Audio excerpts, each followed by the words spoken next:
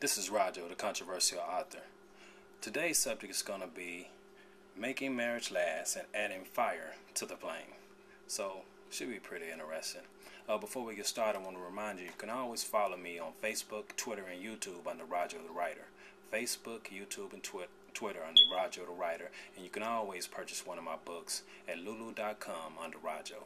Lulu.com under Rajo. Okay, let's get started.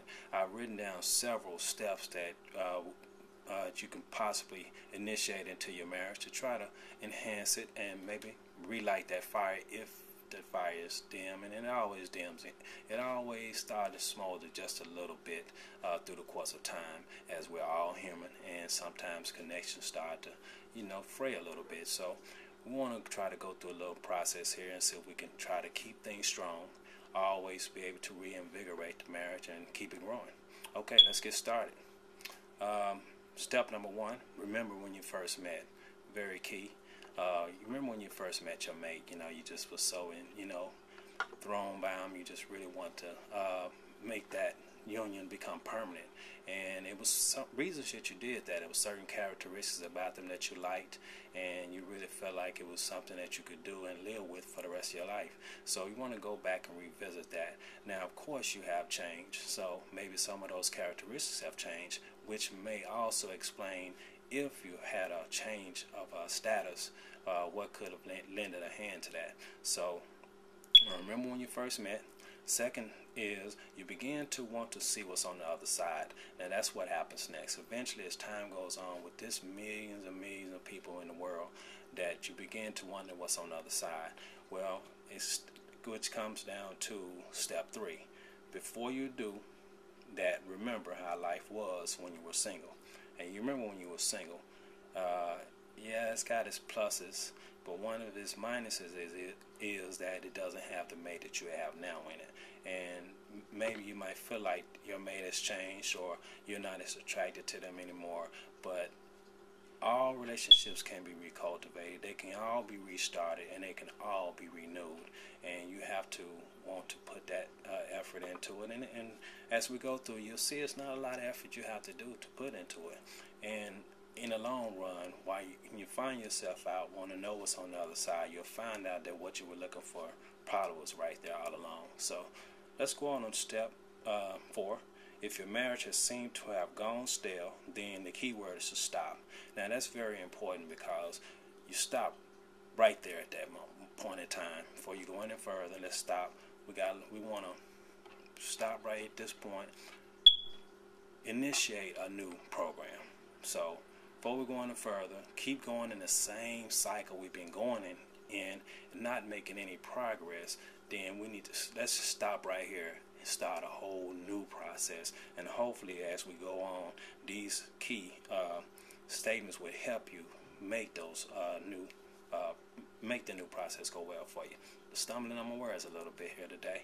Okay, such a very serious subject. It's a very emotional subject. I always want to see a marriage last. I always want to see people prosper. So, of course, I'm probably going to get a little bit shaky because I really, really want the best for you. So, let's go on to this next step. It says stop right there and reevaluate your individual selves, which comes back to something I was saying earlier about, you tend to lose a part of yourself in relationships, the individual parts of you. You tend to take on their characteristics, they take on yours, and sometimes certain characteristics of theirs are not meant for you, and vice versa. Just because you're married and just because you're one does not always mean that certain areas of each other are meant to always gel, and that's where compromise come in, which we'll get into here a little bit later. And next step is look and see what you still find attractive, and that is your new starting point. Very key right there. You want to look and see exactly what parts of them you still find very attractive, and then let's start and magnify those. Really try to enhance those particular characteristics, gravitate towards those particular characteristics, things that you still find attractive about them. And as far as the other, well, it goes to the next step. Sit your mate down and literally reintroduce yourself to them and say, let's start this thing all over again. In other words, hi, my name is Rajo, and your name is, almost like it's brand new. because that's what you're trying to do. You're lighting a brand new fire, establishing a brand new connection with a brand new person, and so is your mate as well. So let's go on to the next one.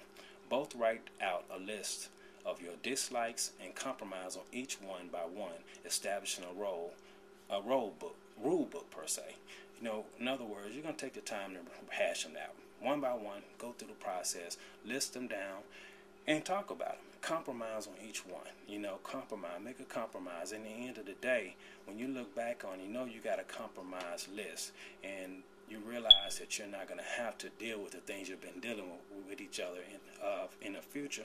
You tend to be more relaxed. You tend to be more prone to want to get more involved in your marriage and, give it another shot. As a matter of fact, not give it another shot, give it a new shot. So that's very key to sit down and write that list and negotiate. Marriage is about negotiation. Okay, let's go to the next step. Then go out on your first date. You are not the same as old. This is new. She's still fine and you're still handsome, but it's time for the excitement of being fine and handsome together. Now, that's key because no matter what, you're still fine, he's still handsome. And as you build this new thing up, you're gonna find yourself when you're out and about, you're gonna feel proud. You represent that other person. So, regardless if you wearing a shoe with a hole in it, or you turn around, your skirt's turned backwards, and your pantyhose has a hole in it, it doesn't really matter in the long run. You're still beautiful.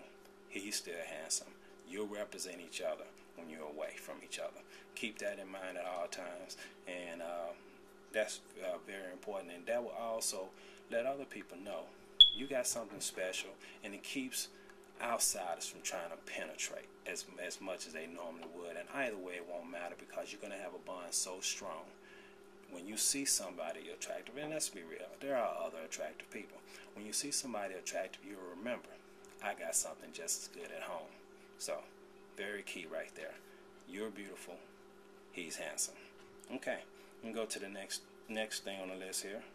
It says sex issues, and that's very important right here. It's probably more directed to men than anything. Men are external. It doesn't take much to get them going when you're talking about sex, but women are internal. Therefore, you have to massage their mind. You have to invigorate their mind, stimulate their emotions before they'll be more apt to want to respond. And as time goes on in marriage, we tend to get away from that.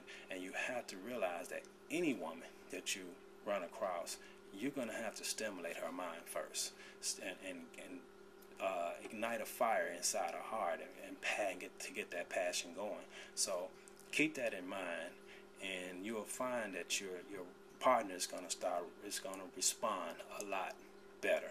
And I think the response, you're going to pretty much like it. So it's all about, you're only going to get out of it what you put into it. Just keep that in mind. So if you put a lot of effort into stimulating her mind, stimulating her emotions, stimulating her passion, then that's what you're going to get in return. So very key to keep that in mind. We're going to close right there. And I will say this right here, that marriages it's not always an easy thing to do, but you take the time to get to know that new person. Every so often, get to know that new person. Let them get to know the new you. When you have issues, sit down, write them down. Hopefully you do it that one time. You get everything out on the table at one time, and you negotiate, and then get back to the fun. As soon as that list is finished, tuck it away and get back to the fun. And nothing more pleasurable than having one that you love by your side. Okay, we're going to stop right there for now, and we'll see you next video, and y'all take care of yourself. Remember, you can follow me on YouTube, Twitter, and, of course, Facebook on Rajo the Writer. So, we'll see you next time. You take care of yourself.